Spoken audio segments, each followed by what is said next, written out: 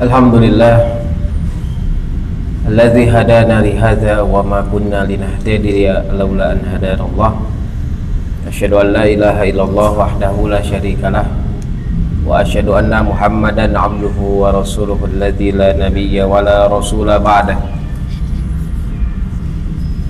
Alhamdulillah, hadirin rahimani wa rahimakumullah. Kita melanjutkan pembahasan tafsir, yakni tafsir surah Al-Zalzalah. Surat Al-Zalzalah merupakan surat Makkiyah yang diturunkan sebelum Rasulullah SAW hijrah ke kota Madinah. Surat Al-Zalzalah juga merupakan surat yang membahas tentang hari kiamat. Jelas ya, artinya itu adalah goncangan ya, nama lain dari hari kiamat. Banyak sekali nama-nama hari kiamat, diantaranya adalah Al-Zalzalah. Allah Subhanahu wa taala berfirman, a'udzubillahi minasyaitonirrajim, bismillahirrahmanirrahim. Idza zulzilatil ardu zilzalaha. Apabila bumi diguncangkan seguncang-guncangnya. Zulzilat itu maknanya hurrikat ya, diguncangkan ya. Tapi guncangannya tidak seperti gempa biasa, sangat-sangat keras ya. Bahkan di akhir ayat itu disebutkan maf'ul mutlak, zilzalaha, yang berfungsi untuk menekankan atau menguatkan arti. Ini benar-benar akan terjadi hari ini ya, hari yang dimana Allah sebutkan akan berguncang, bumi akan berguncang, itu akan terjadi. Kemarin saja ketika kita mendengar kabar gempa di Palu, itu ngerinya luar biasa, seperti ombak ya, seperti air. Eta teh nembe gempa di Palu, belum yang terjadi nanti kelak di akhir zaman. Nah, Quran itu kan salah satu ayat dengan ayat yang lain itu saling menguatkan ya. Makanya para mufassir itu kadang menafsirkan Quran dengan ayat Quran lagi. Ada yang disebut dengan tafsir bil ma'thur. Nah, ayat ini pun dikuatkan dengan ayat yang lain, bahwasannya nanti hari kiamat itu akan terjadi gempa.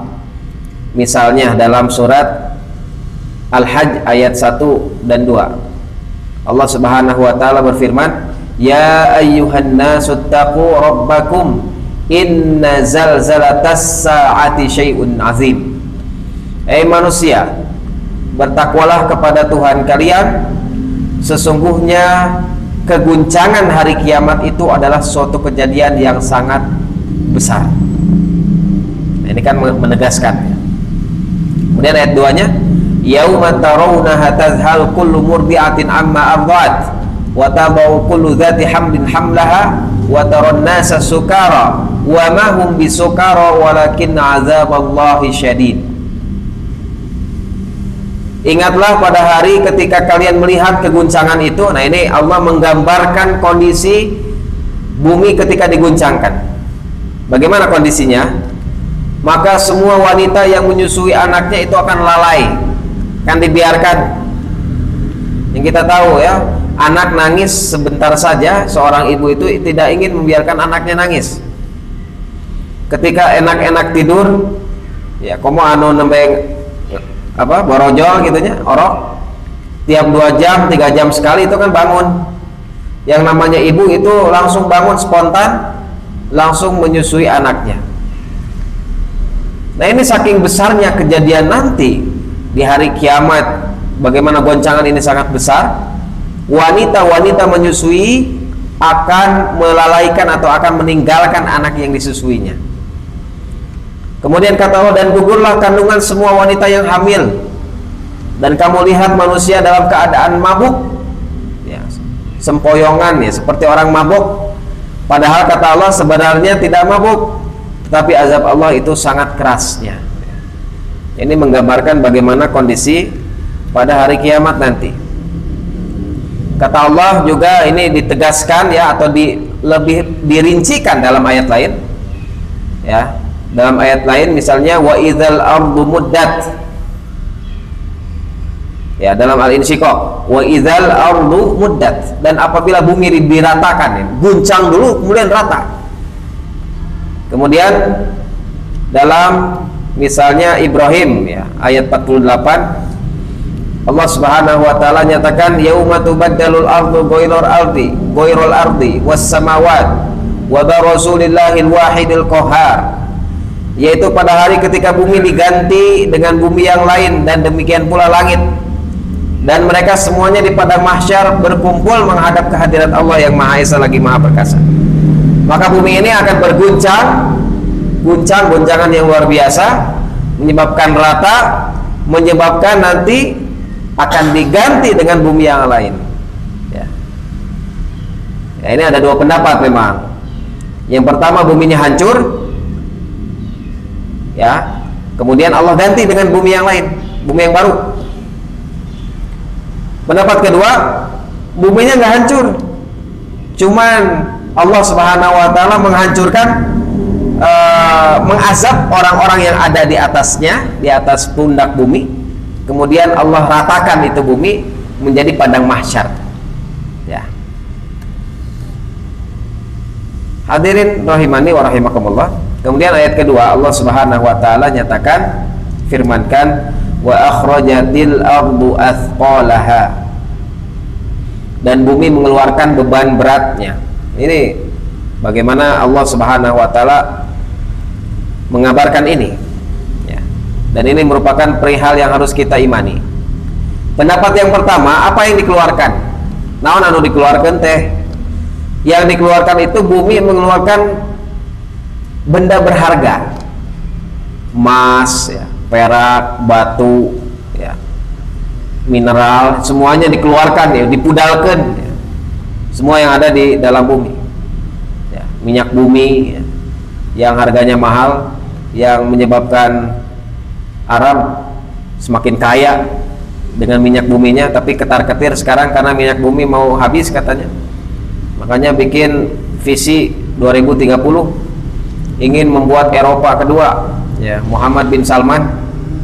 Ini sudah dikampanyekan bagaimana mereka membuat terobosan-terobosan ya. Karena ini mau tidak mau ya, alamiah ya, yang namanya benda, barang, apapun itu kalau tidak rusak ya akan habis ya. Kullu syai'in halik, semua itu akan, setiap sesuatu akan binasa, termasuk apa yang dibanggakan ya, termasuk di sana diantaranya ada minyak bumi yang dibanggakan oleh orang-orang Arab, yang menyebabkan mereka berlomba-lomba dalam membangun gedung, tiba-tiba nanti akan habis juga. Ketar-ketir ya sekarang itu.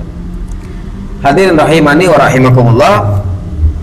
Namun ternyata ketika benda-benda tersebut keluar, ketika hari kiamat tidak ada yang berminat ya. Nyerek naon berminat kumaha ya, yang ada mereka menyelamatkan diri. Kata Allah, yauma la yanfa'u malun wala banun. Ya, yaitu di hari harta dan anak-anak tidak lagi berguna. Tidak lagi berguna ya, ketika hari kiamat. Hadirin rahimani wa rahimakumullah. Pendapat yang kedua menyatakan bahwa yang dikeluarkan itu apa? Yang dikeluarkan itu adalah isi perut berupa mayat-mayat ya. Ya, orang-orang yang sudah dikubur, yang sudah ratusan tahun, puluhan tahun, ribuan tahun ya. Semuanya akan dikeluarkan oleh Allah Subhanahu wa taala. Maksudnya dibangkitkan ya. Jadi maksudnya adalah hari kebangkitan. Wa akhrajatil ardu athqalaha, maksudnya hari kebangkitan. Mayat-mayat yang dikubur itu akan dibangunkan lagi oleh Allah Subhanahu wa taala. Dan itu sangat mudah bagi Allah Subhanahu wa taala, ya. A antum asyaddu khalqan amis sama banaha. Dalam An-Nazi'at, apakah penciptaan kalian itu lebih besar daripada penciptaan langit yang dibina oleh Allah Subhanahu wa taala, dikokohkan langit. Langit anu megah kieu, ya. Tiap hari kita kalau keluar pasti ningali kaluhur langit, keluar angkasa langit. Orang keluar angkasa, ya, ada orang yang katanya menginjak kaki di bulan, apa yang dilihat yang besarnya ya langit. Maka langit ini adalah makhluk Allah yang besar, ya. Maka itu semua merupakan makhluk Allah Subhanahu wa taala yang mana nanti pun akan ada masa berakhirnya juga, ya, masa batasnya. Dan langit yang begitu besar itu Allah bisa ciptakan, apalagi manusia. Makanya sama Allah dikatakan, apakah penciptaan kalian yang kedua, maksudnya menciptakan kalian lagi, ya, membangkitkan kalian lagi itu lebih susah daripada menciptakan langit. Bukan berarti Allah susah menciptakan langit, bukan, ya. Kalau kita lihat, kalau kita ukur, kita itu kecil, langit besar. Maka kalau secara logika menciptakan langit yang megah saja Allah mampu, apalagi menciptakan kita lagi di kehidupan yang kedua, itu akan lebih mudah lagi. Dan ini yang diingkari oleh orang-orang kafir. Orang kafir menyatakan, siapa yang ciptakan bumi dan langit? La yaqulunna Allah. Mereka akan jawab, Allah yang ciptakan. Tapi mereka tidak cerdas. Kenapa mereka percaya menciptakan langit ya Allah, tapi tidak percaya ada kehidupan kedua, ya. Mereka sangka bahwa Allah tidak mampu untuk menghidupkan lagi. Hadirin rahimani wa rahimakumullah. Kemudian ayat ketiga, Allah Subhanahu wa taala berfirman, wa qalal insanu ma laha, ya. Dan manusia berkata, itu naon cenah? Apa yang terjadi pada bumi ini, ya, apa yang terjadi? Al-insan ini maksudnya adalah ada dua, ya. Ada orang-orang kafir, ada juga maksudnya adalah orang-orang secara umum. Mereka, nah ini pendapat yang pertama dulu.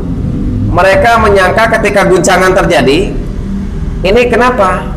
Biasanya bumi ini tenang, kita beraktivitas secara biasa, tapi tiba-tiba berguncang, ya, tongwakang ke hari kiamatnya. Ayeuna weh misalkan, ya, atau ketika tahun berapa kita merasakan gempa yang terjadi, ya. Orang ribut kan di WA tanya, "Lu gempa," cenanya.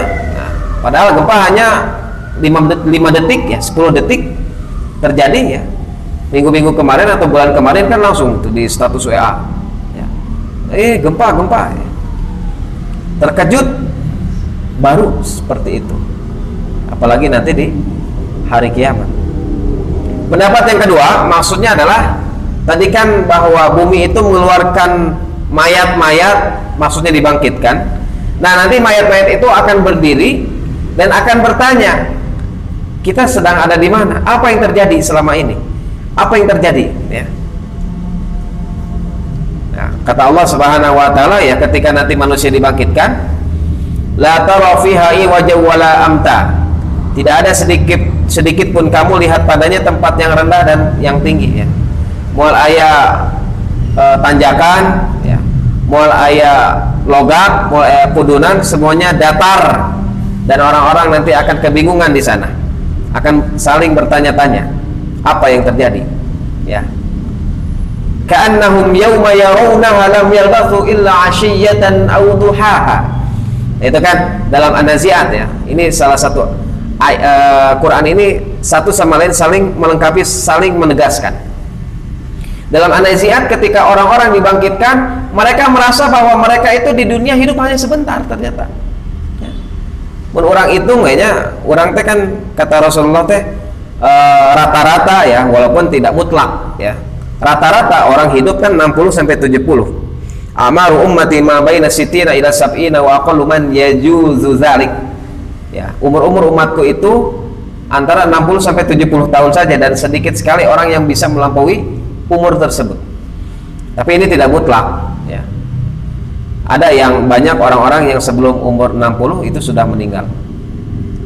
Nah, kalau misalkan kita potonglah 60 tahun, 60 potong masa kita diangkat atau dihitung ya, masa kita dihitung balik 15 tahun, 60 kurang 15 ya, seberapa? 60 kurang 15 45 ya, 45 belum dihitung tidur ya. 45 teh masa balik. 45 kan tidak produktif, tidak selamanya kita lakukan itu aktivitas di 45. Kita potong dengan tidur ya. Maka kurang lebih tidur kita itu selama 45 tahun itu kalau dihitung itu 10 tahun. Jadi waktu kita hidup 60 tahun itu kita hanya pakai yang apa di dunia nyata atau misalkan di kondisi sadar ya adalah 35 tahunan. Dan 35 tahun itu dipakai apa ya, produktif atau tidak, bagaimana amalnya, bagaimana keburukannya, kebaikannya ya, 35 tahun. Maka sebentar, makanya nanti orang-orang yang dibangkitkan akan merasakan, wah sakedeung geuning hirup teh di dunia teh gitu ya. Akan merasakan itu. Kemudian Allah Subhanahu wa taala berfirman dalam ayat keempat, yauma idzin tuhadditsu akhbaraha. Pada hari itu bumi menceritakan beritanya, kabarnya ya. Maksudnya apa? Maksudnya bahwa bumi itu berguncang karena patuh pada perintah Tuhannya. Kalau tidak patuh ya tidak akan berguncang. Karena Allah nyatakan lillahi ma fis samawati wa ma fil ard. Milik Allah lah apa yang ada di langit dan ada di bumi. Termasuk bumi yang kita pijak, yang Allah hamparkan untuk kita, akan patuh ketika Allah perintahkan untuk berguncang. Dan bumi akan mengabarkan tentang apa yang terjadi selama ini di atas punggungnya ya. Naon wae ya anu terjadi teh ya, apa yang terjadi di atas punggung kamu itu nanti akan dikabarkan ya.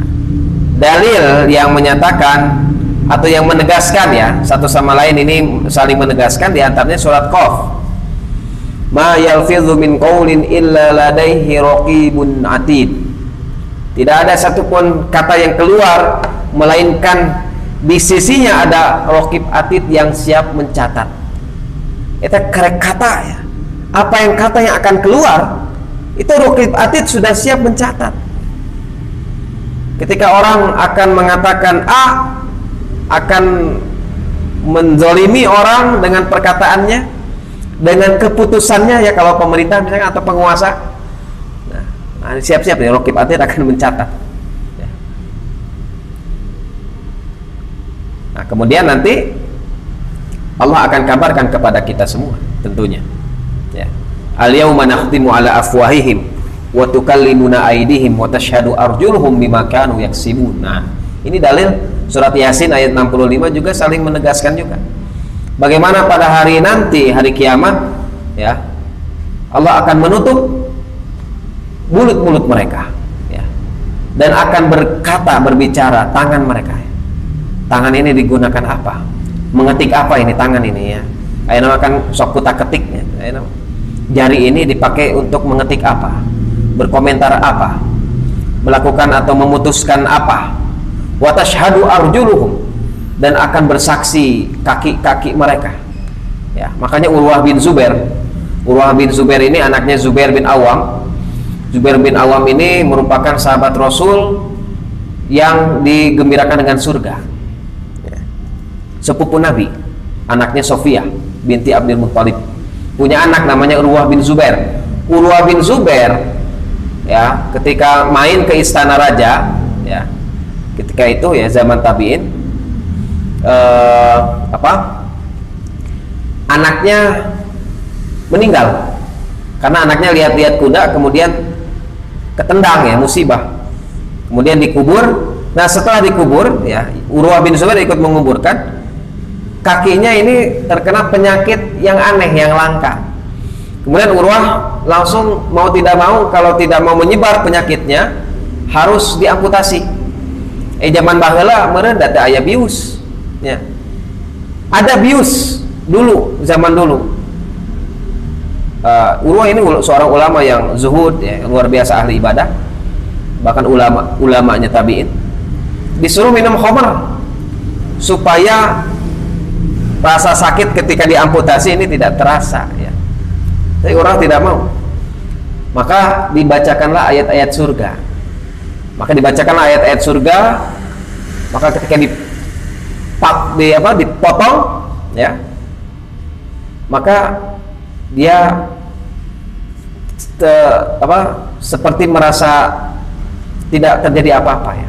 Tapi ketika dicelupkan pada minyak panas ya, karena kan yang namanya ini kan harus dicelupkan pada minyak panas. Kenapa? Supaya pendarahannya tidak terus-terusan terjadi, supaya berhenti ya, stop ya. Maka Urwah pingsan ya, manusia ya, pingsan ketika dicelupkan minyak panas.